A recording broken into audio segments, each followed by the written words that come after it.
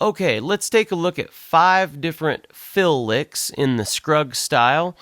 These are all for a G chord, but they're also movable. These are all out of closed, movable chord shapes. So we'll talk about the chord shapes and how you can get the most out of these. So number 1 is going to be out of this F shape G chord, and this is just called the Boogie Woogie lick. It's probably something that Earl Scruggs got from a ragtime or jazz piano player, probably from the 20s, is what it sounds like anyway. And this is one of my favorite ones because it's got a real bluesy sound and you can just use it in so many different places. So here's the first one. We've got... So that's out of that F-shaped G chord, and I'm going to show you 2 different ways that you can pick with the right hand on this. The way that most modern players approach this with the picking is kind of more like a single string style where we're going to be alternating thumb and index. But it's going to start like this. We're going to have the F-shaped G chord down, and that's where ring and pinky are at the 5th fret. And then I'm going to start by plucking the 4th string with my thumb, then middle finger on the 1st.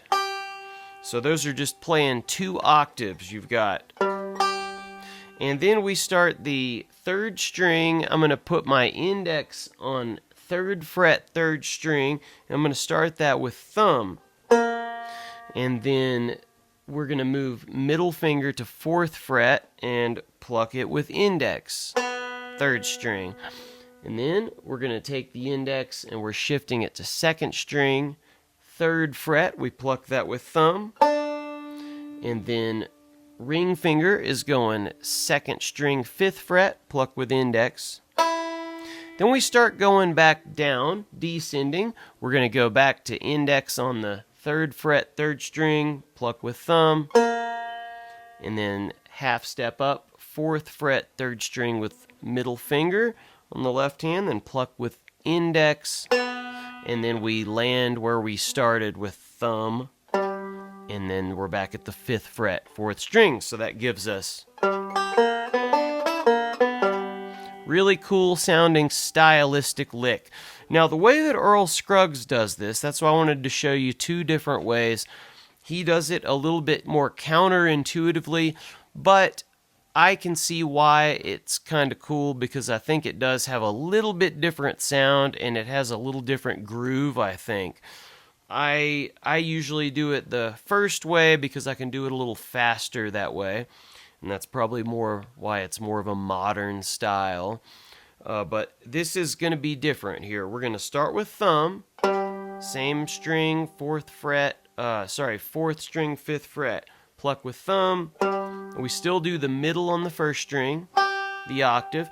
And then we're going to go, instead of index, or we would actually go thumb on the 3rd string, 3rd fret. But now we're going to move middle to 4th and we're going to pluck with thumb again. That's how Earl Scruggs does it. He does 2 thumbs in the row and then 2 indexes upstroke in a row. So he's going to go.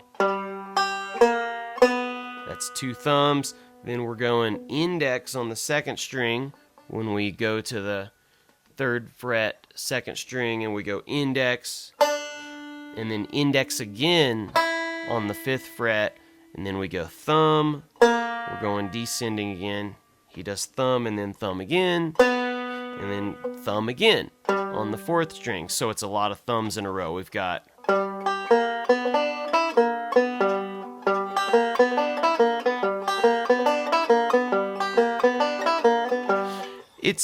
It's totally one way you can do it. I typically do it the other way because I can just do it a little smoother. So anyway, I just wanted to show you both ways you can approach that with picking. So let's look at lick number 2. All right, now lick number 2, we're going to be out of the D shape G chord, and that's basically that means we're taking our D chord, we're moving it all the way up to our G chord in the D shape. So pinky is at 1st string 9th fret, middle is 2nd string 8th fret, index is 3rd string 7th fret. So that gives us our little G triad here, and then ring finger is going to be used on the 4th string 9th fret. So here's the lick we've got. And that's really great to just loop over and over.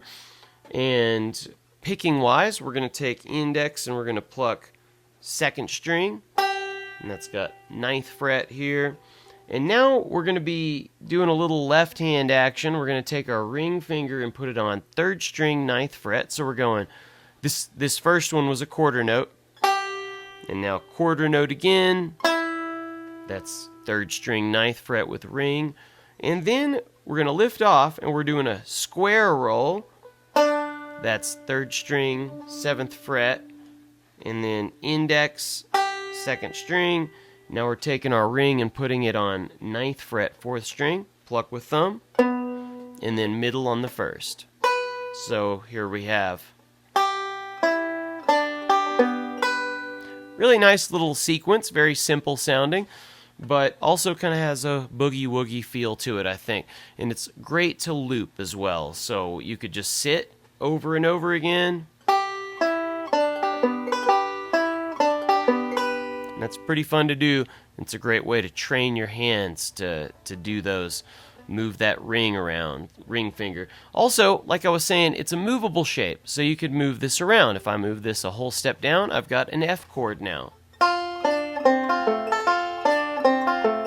Or I could go down to a D chord, and now I've got a D lick.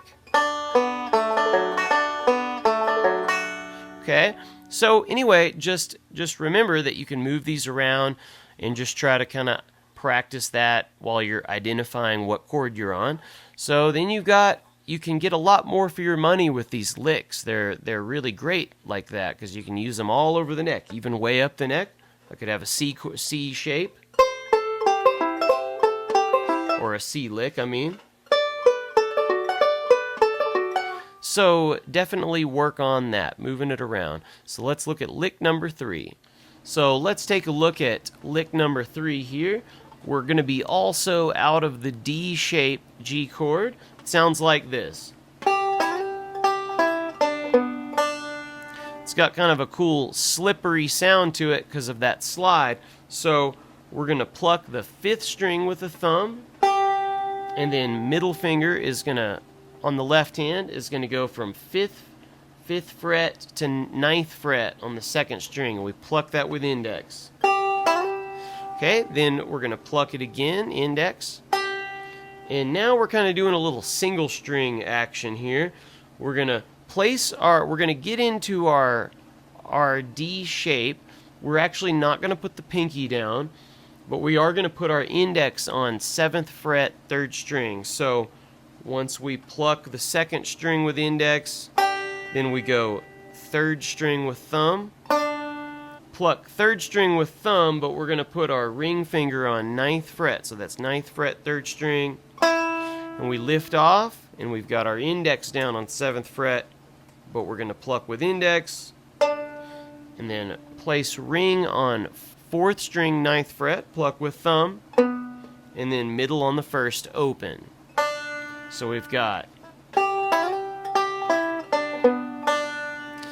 And that is movable, but I would just kind of at first just play it right there. It has some open strings that make it work really well for the G chord. So you can at least start by learning that as the G lick. And it's a really fun one. And also, just to keep in mind, when you get these going, just try to combine multiple ones together, like combine that with lick number 2, and you'll see that you can string your own licks together like this. Like, here's me playing that, and then I'm going to play the second lick together, and I'll go.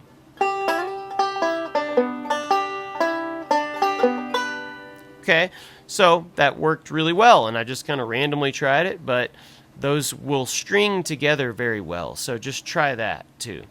All right, let's take a look at lick number 4. Okay, lick number 4, we're going to be back in our D-shaped G chord again, and this is really pretty simple. We're just going to be using a square roll on this. It sounds like this. Very simple sound, but very useful as well. So this is going to go thumb on the 5th string, index 2nd, and then, so those are 2 G notes, just so you know. You'll get 2 unison G notes together, and then thumb hits the 3rd string, and then we're going to do a pull-off, though. So we're going to do a pull-off with ring on the 3rd string, pulling off from 9th to 7th.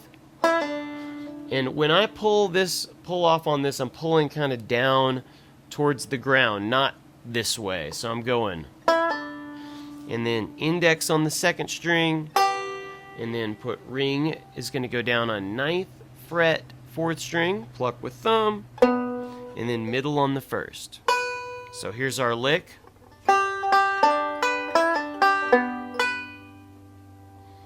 And also practice moving that around the neck, because you can get a lot of cool stuff with that, a lot more chords. So let's look at lick number 5. Okay, lick number 5 is also out of the D-shaped G chord. Now we're going to start this with a hammer on. It's going to sound like this.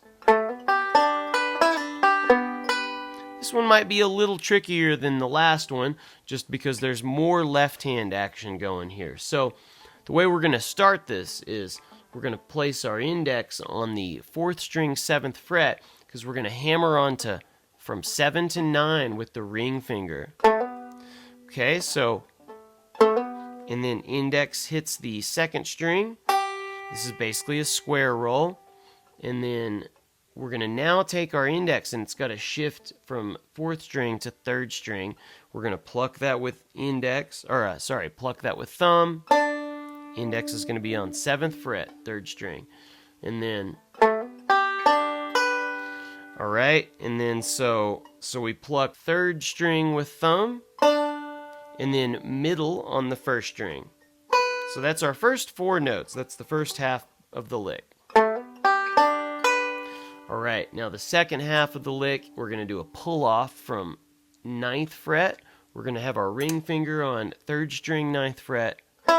We pull off, and then I'm kind of doing the same thing, pulling that direction, and then index on the 2nd string, and then pluck we're going to have the ring finger go to 4th string, 9th fret again, pluck with thumb, and then middle on the 1st. So here's our last lick. That's lick number 5. Now that's completely movable, because there's definitely no open strings in this. So I could move this around. A really good exercise with something like this would be to start at the beginning of the fretboard, which in this case, we're going to have a D flat, kind of random, but you could still start there and practice the lick and move it up in half steps. So you could go.